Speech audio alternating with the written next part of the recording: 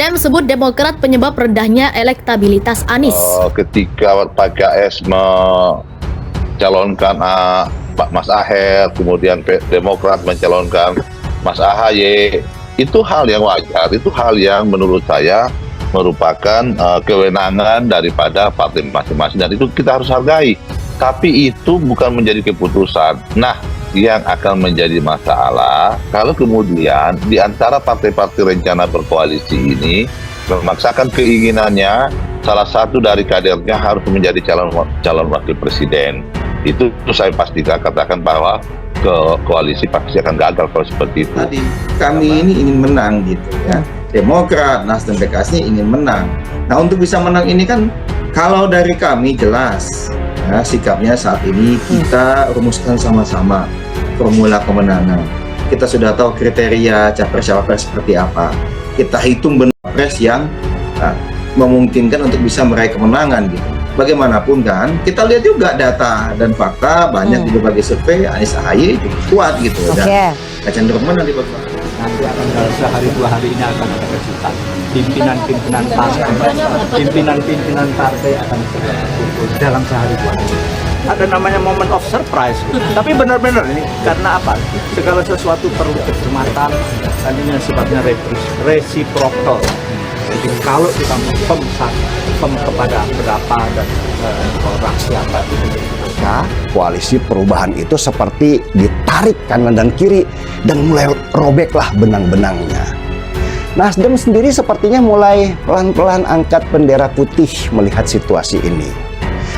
Logika saja ya, siapa sih partai yang mau mendukung orang dengan potensi kalah?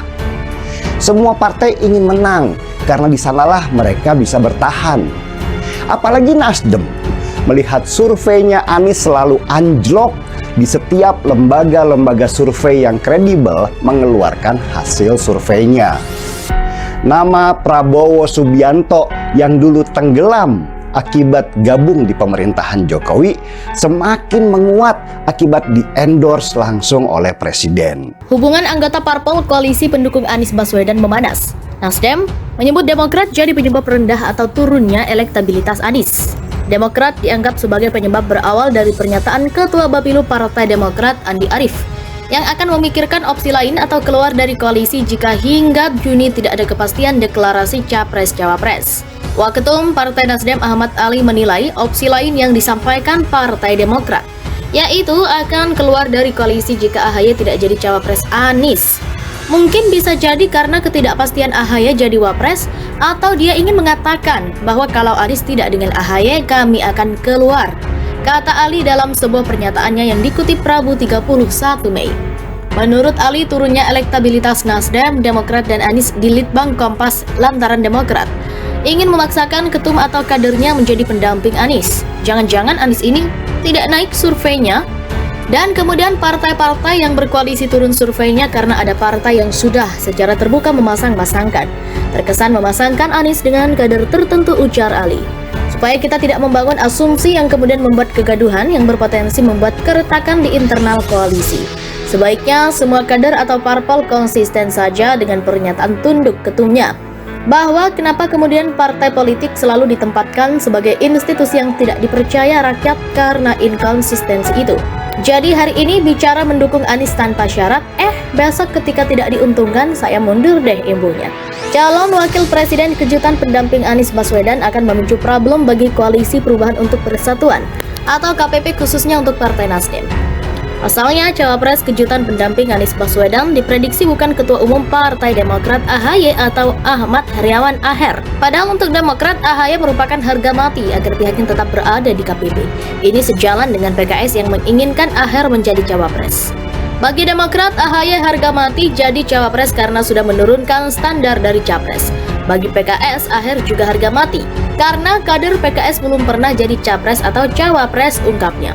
Sehingga ini merupakan permasalahan bagi Anies maupun KPP, khususnya Nasdem, karena Demokrat dan PKS berpotensi meninggalkan koalisi jika Cawapres bukan berasal dari pihak mereka.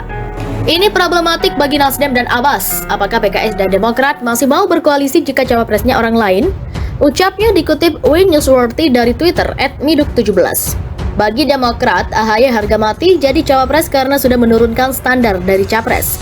Bagi PKS, Aher juga harga mati karena kader PKS belum pernah jadi capres-cawapres. Ini problematik bagi Nasdem dan Abbas. Apakah PKS dan Demokrat masih mau berkoalisi jika cawapresnya orang lain? Sebelumnya, peneliti indikator politik Indonesia Bawono Kumoro menilai cawapres kejutan yang dipersepsikan Nasdem untuk Anies bukan AHY maupun Aher. Apabila dikatakan mengejutkan, maka boleh jadi bakal cawapres bagi Anies Baswedan bukan AHY atau Aher, kata Bawono dalam keterangan yang diterima Detikcom Selasa 30 Mei.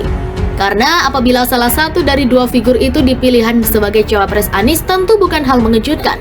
Dua nama itu sering disebut sebagai bakal cawapres pendamping Anies imbuhnya, sehingga menurutnya akan sangat mengejutkan jika cawapres Anies berasal dari tokoh di sekitar pemerintah atau yang memiliki kedekatan dengan Presiden Joko Widodo.